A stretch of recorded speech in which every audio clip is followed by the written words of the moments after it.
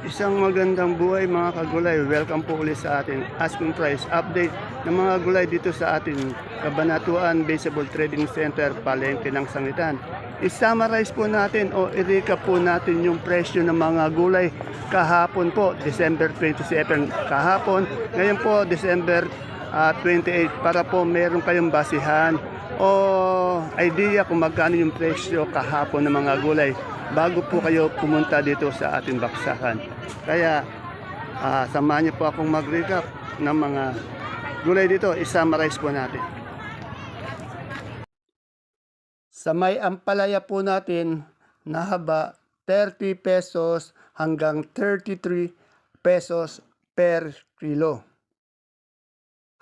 Sa bonito naman pong ampalaya nasa 23 hanggang 30 pesos per kilo.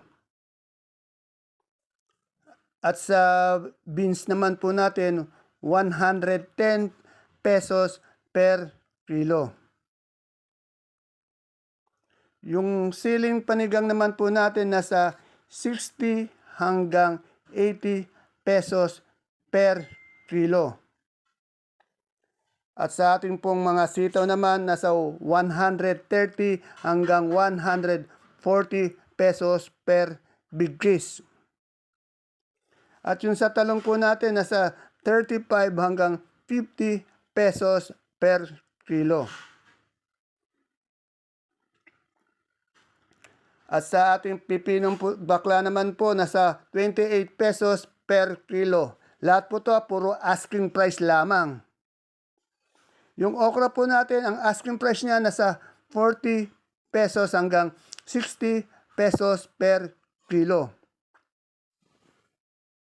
Sa ating kalamansi naman po, nasa 3,000 hanggang 3,003 per red bag o isang buriki, 30 kilos po yan. Sa ating namang siling Taiwan po, nasa 5,800 pesos per bundle o 580 per kilo. Sa ating sigarilyas naman po, nasa 80 pesos per kilo.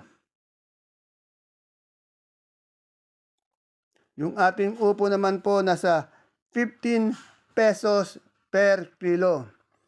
15 pesos per kilo. At sa mais naman po natin, simulan natin po sa mais na puti, 35 pesos per kilo. At yung ating dilaw na mais naman po, nasa 37 pesos per kilo. Mais po ni Ate Aya, ang daming mais. Oh. Araw-araw po yan, maraming mais si Ate Aya. Yung pipinong puti naman po natin, nasa 20 pesos per kilo. At siyempre sa lasuna po natin, nasa 60 pesos per kilo. Sa mga kamote naman po natin, simulan natin po sa Taiwan Sea, 40 pesos per kilo. Sa ubi, 35 pesos per kilo. Sa dilaw, 40 pesos per kilo. At yung puti po, 35 pesos per kilo. At sa Sophia naman po natin ngayon, nasa 30 pesos per kilo. Puro asking price lang naman po ito ha. At sa mga luya naman po natin, yung pinakamagulang yan, 90 pesos per kilo. Yung semi-magulang, 75 pesos per kilo. At yung dilaw po, 40 pesos per kilo. Puro asking price lamang po lahat yung sinasabi ko ha. At siyempre po sa ating namang gabing puti, nasa 40 pesos per kilo. Ganun din po yung pula, 40 pesos per kilo. At sa sinibuyas, 110 pesos per kilo. At yung sa atin namang po talbos ng kamote, nasa 12 pesos per tali. Yung alugbati naman po, nasa 10 pesos per tali. Isang bundle po ng alugbati, 400 pesos per bundle. Wala po muna tayo ngayon sa luyot eh. Pati daon sili, wala po.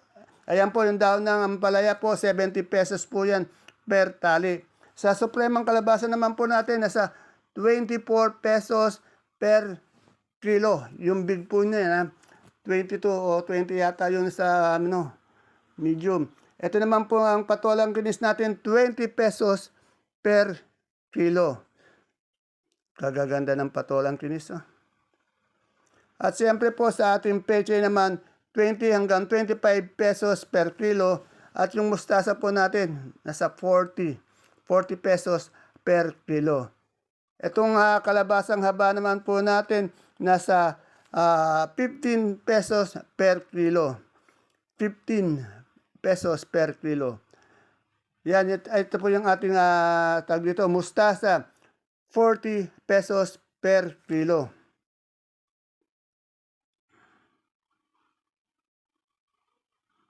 Yan, yung palikpik po natin nasa 30 pesos per kilo.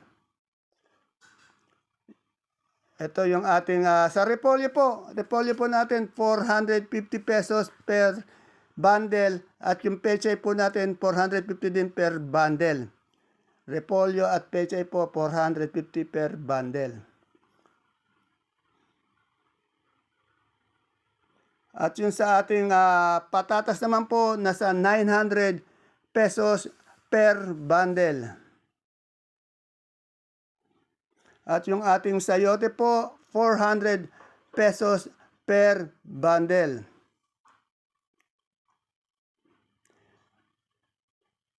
Yan, yung sa ating carrots po, nasa 600 pesos per bundle.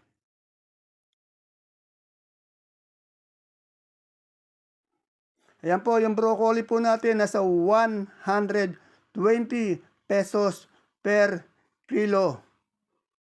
Gagaganda ng broccoli. Sa cauliflower naman po natin 100 pesos per kilo.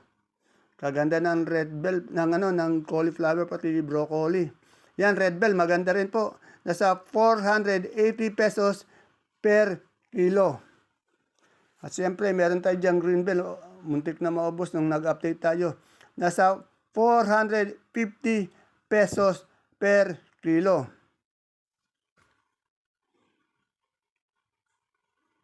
Yung lemon po natin na imported, 180 pesos per kilo.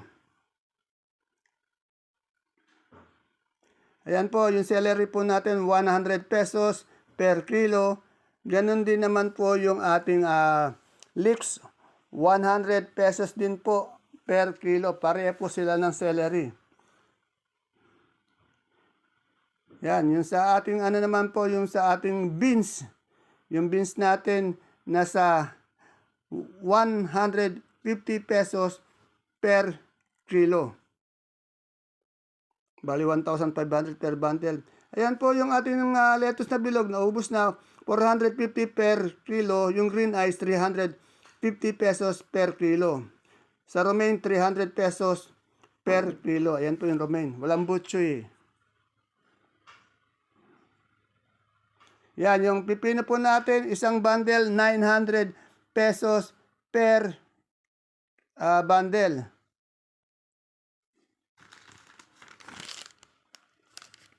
At yung sa labanos po natin, 700 pesos per bundle.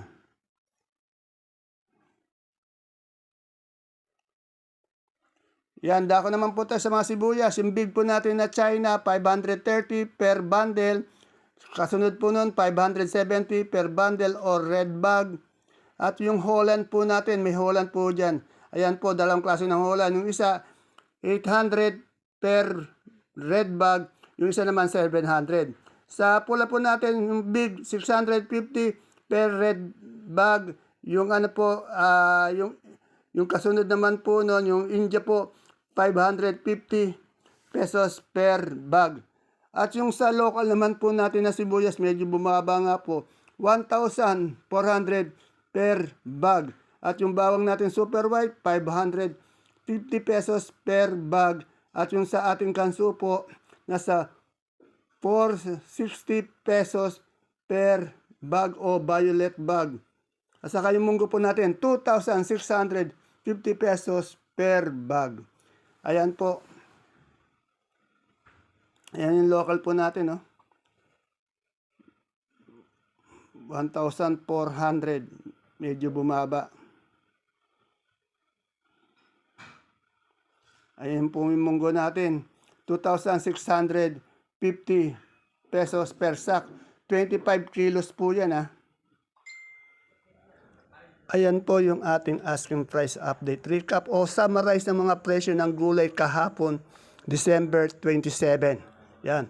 Para po mamaya, ngayon December 28, araw ng linggo, pagpunta niyo po doon, may basehan kayo, may idea kayo sa mga presyo ng mga gulay sa ating pupuntahang baksakan. Okay. Thank you for watching po. God bless us all po. Bye-bye.